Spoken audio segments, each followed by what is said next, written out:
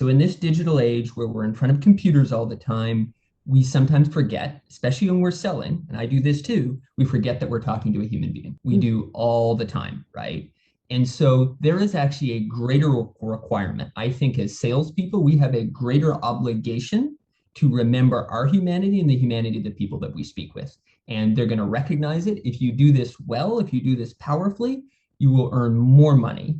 But it's so easy in this age of Zoom and social to forget about the humanity underlying all sales. Welcome to the Making Sales Social podcast, featuring the top voices in sales and marketing. Join hosts Bryn Tillman and Bill McCormick as they discuss the best tips and strategies they are teaching their clients so you can leverage them for your own virtual and social selling. You can also listen to us on Apple Podcasts, Spotify, Stitcher, and Google Play.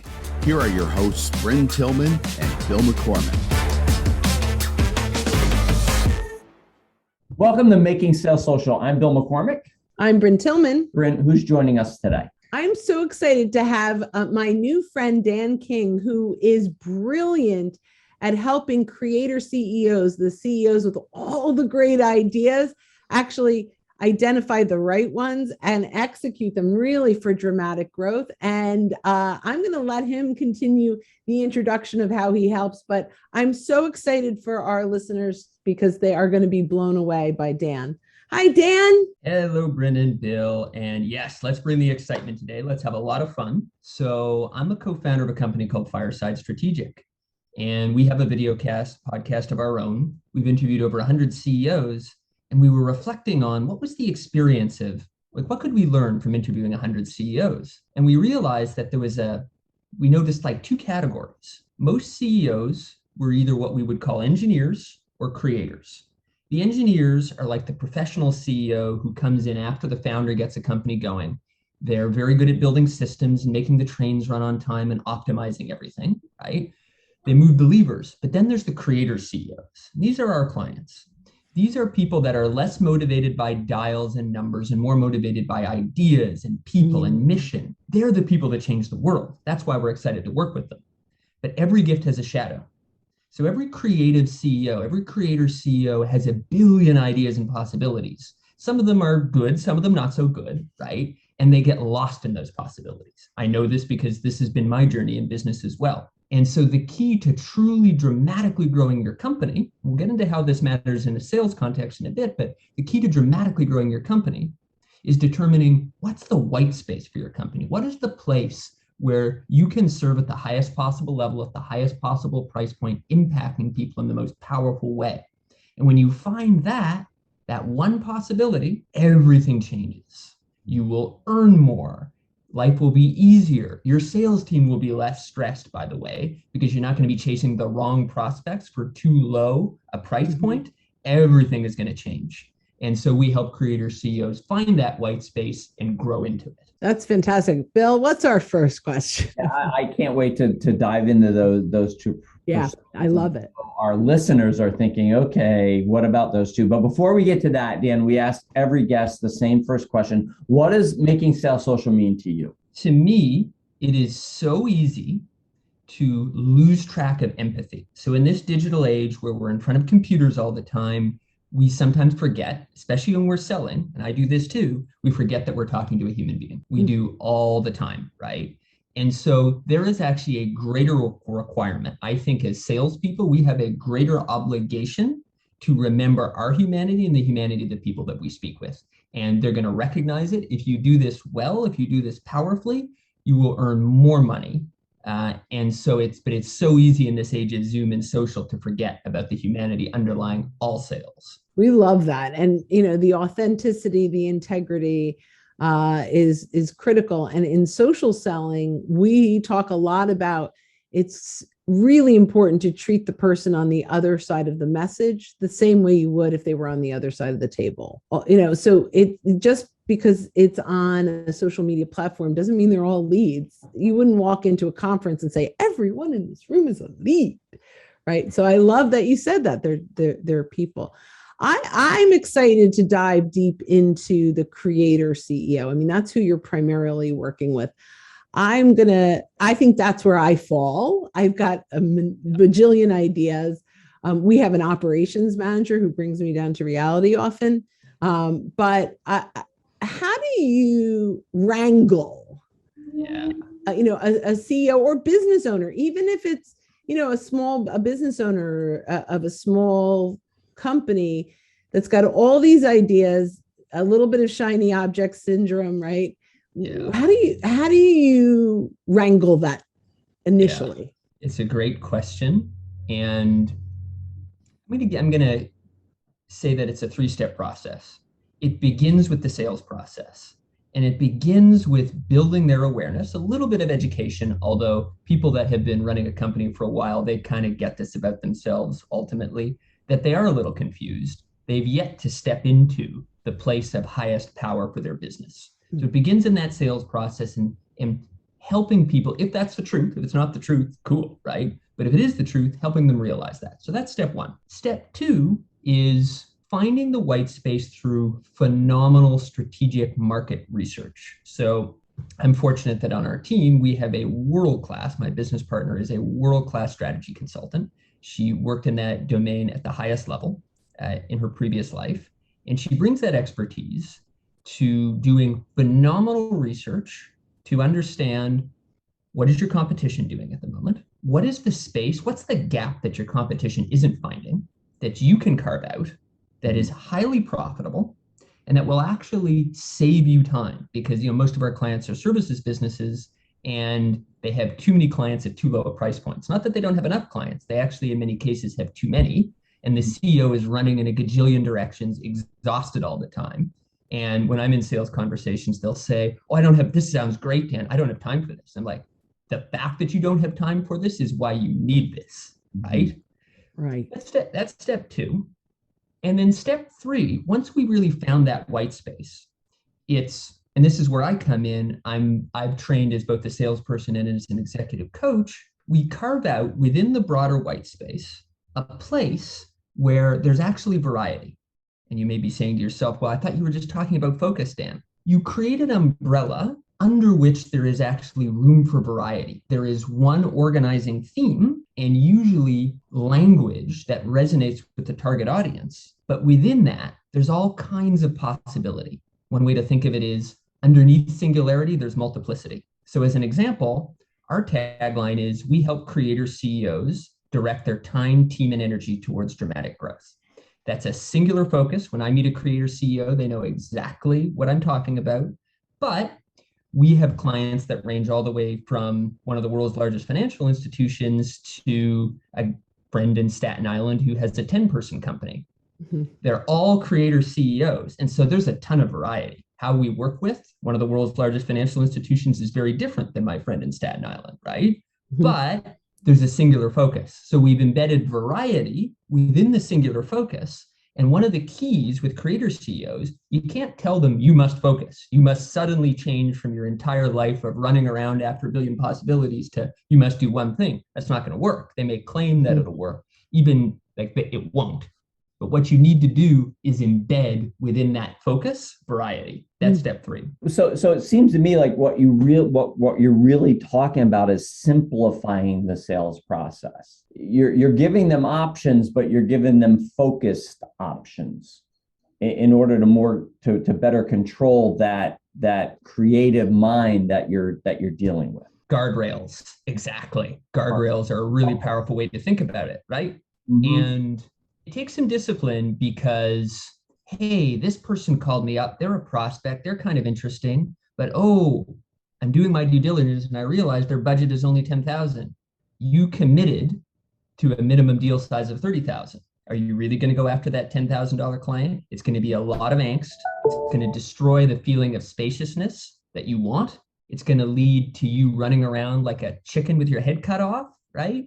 Mm-hmm. And so guardrails are really important for creator CEOs. So I love this. Now, as someone who relates deeply to this, right? We test things. We decide, do we like this? Was this the right price point? Was it not the right price point? And then we go to the whole team and we discuss this. And then I go to like 7 friends and say, what do you think of this? And so everyone then comes back with a different thought, a different perspective. How important is it, number one, to get clear? And how do you, I'm going to go back to the word wrangle, right? So now we have this idea that we're going to go ahead with.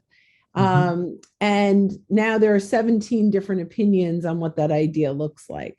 So how do you then bring that in again to make sure that what you're launching is what the market wants? The most important thing is if the research is sound, the market will want a version of it. You kind of know that going in. That's why we do the research.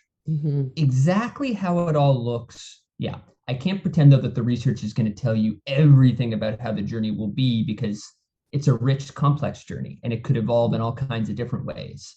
And so if the direction is strong enough, things sort of lock into place where, all right, now you experiment and you actually can let the creative mind run wild a little bit within the predefined guardrails. So in other words, you may find, it's actually gardeners in Staten Island who are the best fit. You didn't know that, but gardeners within Staten Island were one of the groups underneath the broader umbrella. Do you follow me? So it's about really niching in and making sure that you're going after the research. It comes down to the research. So without giving away your secret sauce, because I'm certainly not asking that, what are some things that CEOs can do for research? So these business owners, they're like, okay, I bought in, what Dan is saying makes tons of sense, but I don't know where to begin. I'm going to give one big thought on that. And that's that how we have been taught to do market research. I'm going to say it's wrong. It's somewhat wrong. So if you go to every single Business 101, Services Business 101 class or course out there, they'll say you must find your target market. Pick an industry, pick an avatar. It's not totally wrong, but usually what happens is it produces very analytical thinking. And we try to force ourselves into a category that sometimes works, but it often doesn't. And it often doesn't for creator CEOs who must find meaning. So for them, it's not just the analytical thing. An engineer CEO it's more likely to work for. But for a creator CEO, what's so important is that you find the category you pick meaningful.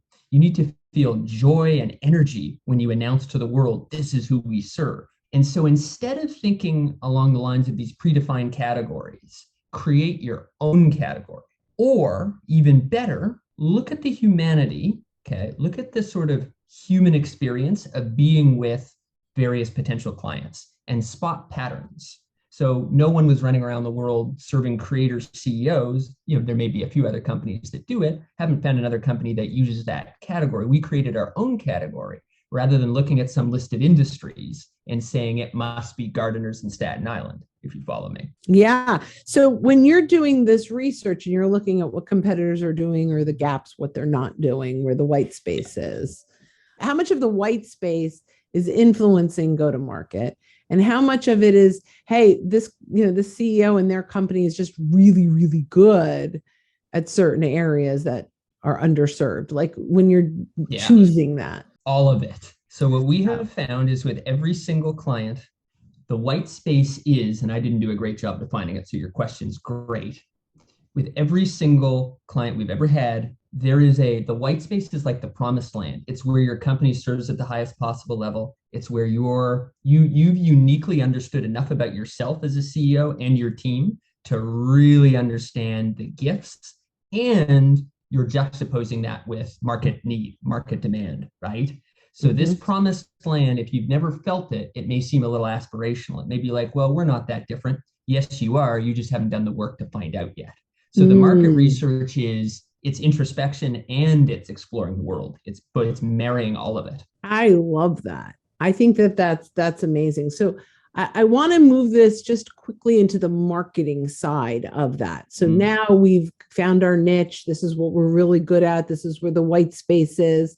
We're going to go to market. How do you market that without alienating the other clients that you've had or getting in the way of attracting some clients that may not 100% fit that, but Yeah. would be a good client. Can I challenge the premise of the question a little bit? Yes. I'm not sure we don't want to alienate some people, even some existing clients. This is the thing. Most creator CEOs, and I count us amongst that crew, sometimes they've had the wrong clients. So when you're not in your white space, you're probably serving people at too low a price point who are not really a fit for you, who may even, we've all probably had this experience, both as salespeople and as CEOs.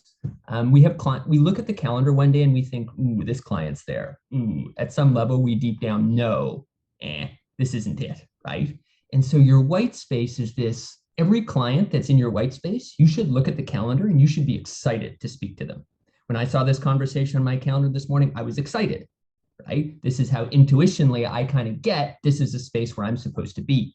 So we should, in my opinion, actually be alienating some people because it's in their interest to be served by others, not us, if they're not in our white space. So that's one thing I'll throw out there. I think a second, though, is what's interesting about picking an unusual category in your the white space gets us to not a predefined category. It gets us to a new category very often. People aren't used to being spoken to like that before.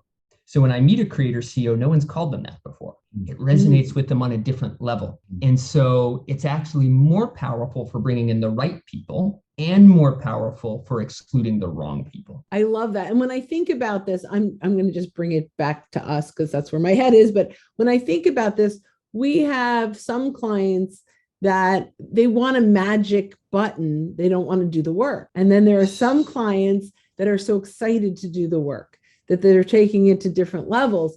So, for me, I just had sort of this mic drop aha moment that we have to talk to people that are willing to put in the work because we don't sell, magic pixie dust. No press. Right? What? You don't? I already bought it from your sales page. Well, that's what they're hoping. No, but that's interesting. And I love it. And I love all of our clients. I have connections with a lot of them, but there are a lot of folks that will say, this LinkedIn thing isn't working. I reached out to 5 people and I didn't get anything, right? And so you're like, okay, we need to attract salespeople that are willing to do the work because then you're going to be blown away at how successful it is.